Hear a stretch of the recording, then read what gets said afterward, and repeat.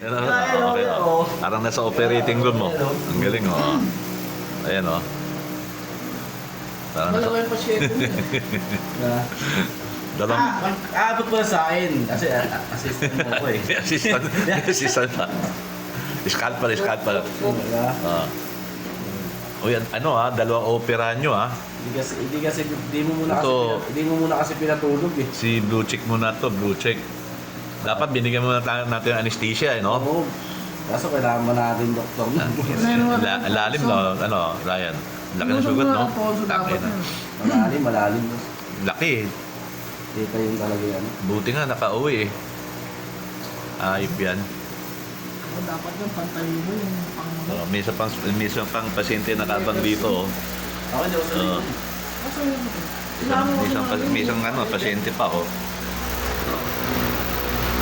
Yan, sabay na sila operahan. Gagamitan mo doon, fly na balik. Oo, yung gano'n. Kasi pag gano'n mo, no? Pero may spotlight pa, parang nasa emergency room, no? Kinang-kinang yan. Pulas ka. Bilangin mo kung ilang stitches, ha? Ano na, tingnan mo. Oh.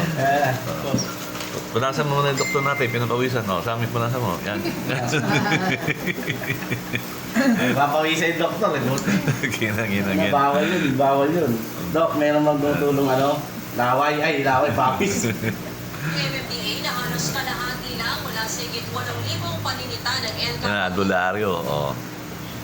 Sabi mo, pare, napag-doktor mo yun. Yan, oh. Surgeon ng ibon.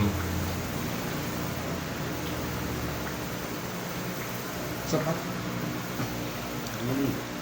Ilan ni stitch yan? Sa maliit, tatlo na. Oh. Mga siguro, mga 15 stitches to. Pwede, boss. Para mabuo. Malaki. So, sikat tong dalawang doktor na to eh. Dalawang pasyente niya ngayon eh, oh.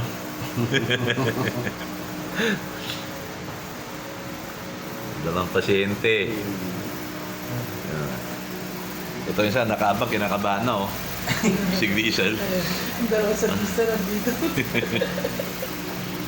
Sayang ibon, no? Sayang yan, boss. Oo, life yan, no? Lang, no? Parang yung life yung dalawa na yan. Saka sa malapit lang dahil nagdudugo ko eh.